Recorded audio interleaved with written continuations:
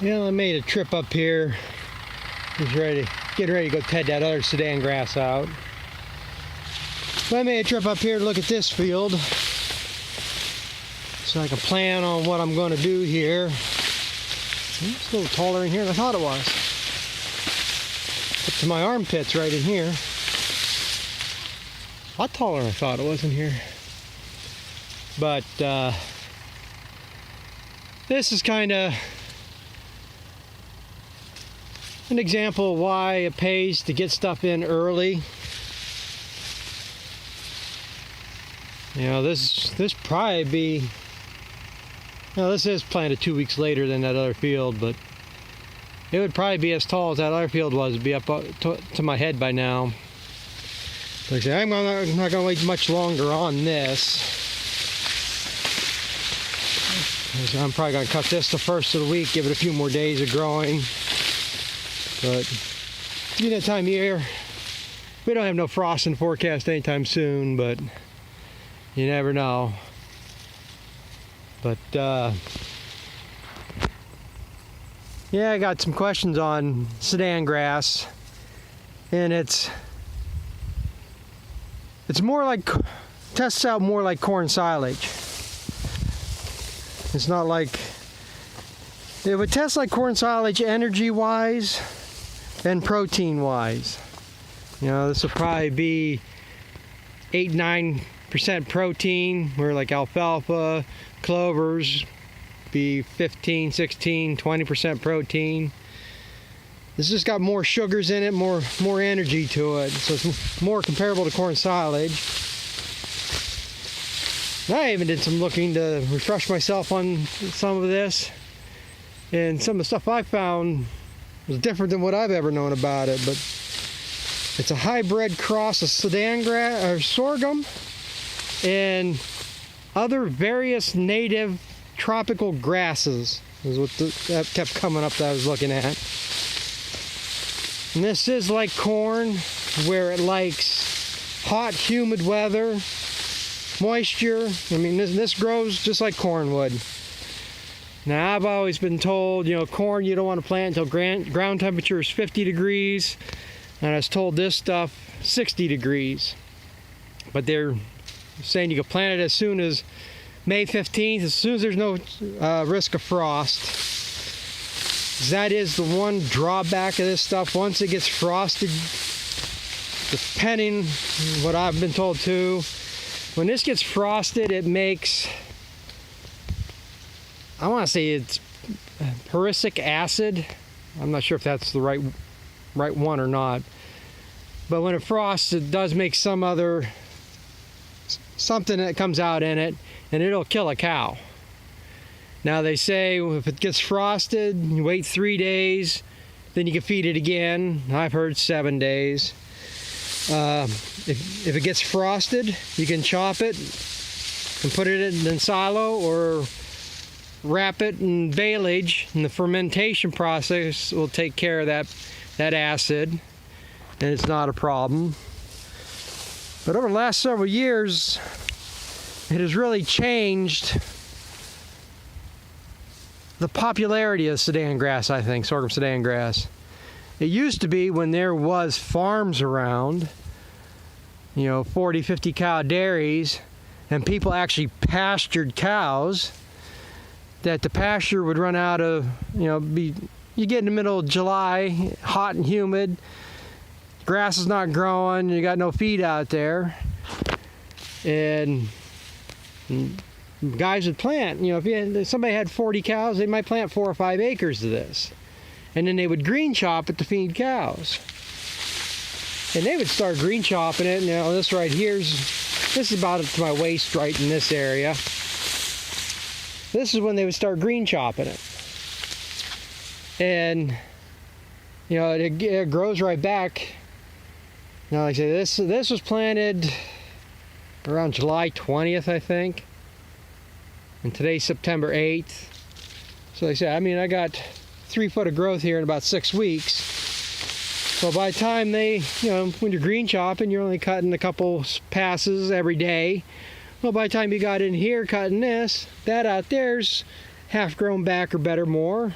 So you just start green chopping it again, or if it isn't coming back, a lot of guys used to start chopping second crop or something, and they'd green feed it to cows over the summer. And then by the time we got a frost, they're either keeping the cows in the barn at night, or they're starting to chop corn and they'd green feed corn or something. So it's just used for, supplemental feed during the summer, because it is somewhat drought tolerant. But like I say, it likes heat and it likes moisture to really grow. Nowadays, I'm seeing a lot of guys, they're actually baling up and wrapping it for baleage. In fact, last year and this year, I had a hell of a time getting seed. Used to be able to call around, hey, you got any seed? Well, we can have it in a day or two. Now you call them and say, we can't find any. We don't know, can't get any. We can't find it. And so, I mean, it's gotten a lot more popular for that. And then, if you watch Trevor Bales on Bales Hay, he's on Instagram, and he's fairly new YouTube channel too. He's out in Buckeye, Arizona, and that's all he does is grow hay. Alfalfa, Bermuda grass, ryegrasses.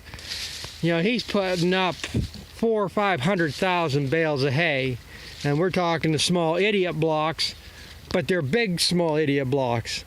Around here, our bales are 50, 60 pounds with 2 strings on it. He's baling 90-pound bales with 3 strings. So he's putting up a lot of hay. Well, they use flood irrigation out there, and it's being out in the dry desert areas, there's going to be a lot sandier soils. They plant this, and then, like I said, what I mowed yesterday is a lot heavier than this. They'll disc that under to put organic matter into the soil to hold moisture. That's all they grow it for. You can put a lot of organic material in the ground with this stuff. Now, what I looked up this morning, it's saying you planted at 100 to 150 pounds of seed to the acre. And I've never heard that before. This here is roughly 50 pounds to the acre.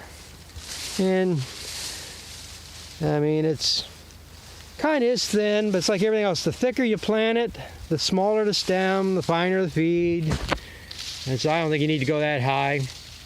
You don't have to spray this. This grows in so fast and so thick, it smothers everything else out. You can't underseed with it. So if you wanted to put this in and then plant alfalfa with it, it ain't going to work. So, but it makes some good quick feed. I mean, it's got a good sweet smell to it. It's just, like I say, it's comparable to a corn silage, but without the starch. With the corn silage, you have the ear to it with the grain, so you got a starch content, which really improves the corn silage. The main reason to feed that. But this is just mainly sugars. And this end ain't quite as heavy as I thought it was, but yeah, you can get multiple cuttings. Like I say, if I had planted this towards the end of June, I more than likely would have cut it at this stage, about the middle of July, the end of July.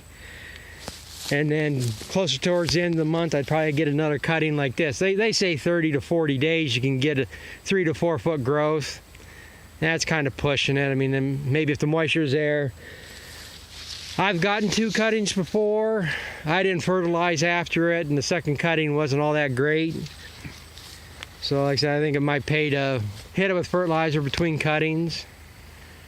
But like I said, it's all just depends how you want to handle it. They say it grows between 5 and 12 foot tall. Like I said, I don't think you want to let it get that 12 foot. But like I said, it makes good feed. Now, I don't know how much of the difference is here. That field that I mowed yesterday, I actually planted Sudan grass in that last year. And I couldn't get it off because I didn't get it planted until the middle to end of August anyhow, so I didn't get that much growth. It was nice, but it was probably about half of what this is for the most part. And when I wanted to get intercut it, it wouldn't quit raining. Then I was bagging silage for the woman I bagged for. So the bagger wasn't here when we had some decent weather, and by the time I got done over there and got the bagger back home, we got a frost, it started raining, And in 3 days, it was as brown as that right there. And I didn't get nothing out of it. So I put that seed in there, and that last year it was a BMR, a brown mid-ribbed. That's the only thing I could get, which is fine. I kind of wanted to try it. And the brown mid-rib, all it means is the way the genetics are bred into it, like this backbone stem in there, a lot of that's undigestible.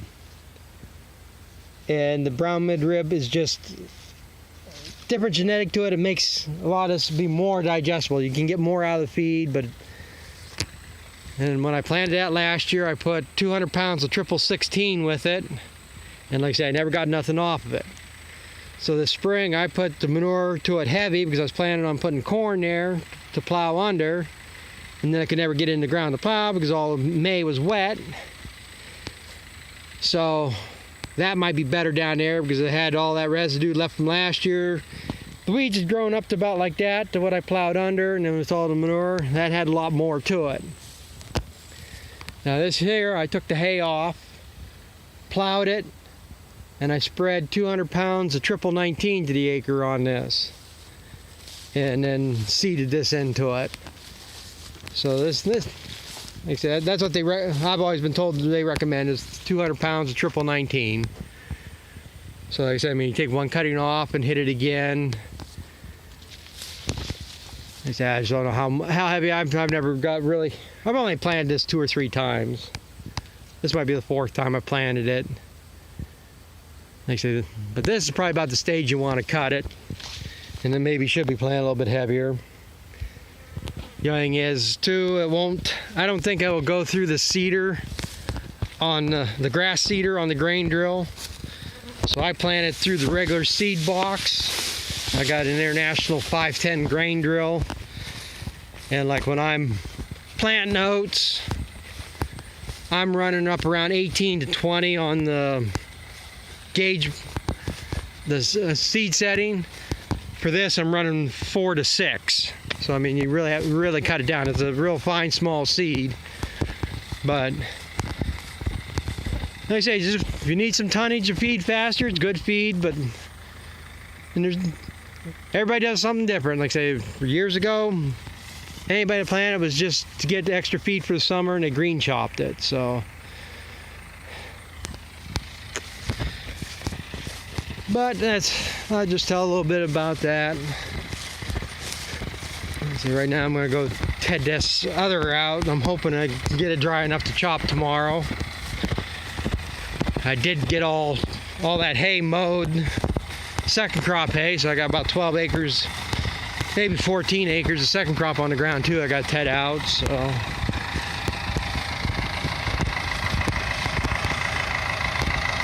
But I guess I better get at this. Got some other running to do yet today, and I'm running late as it is. So thanks for watching, and we'll catch up with you later.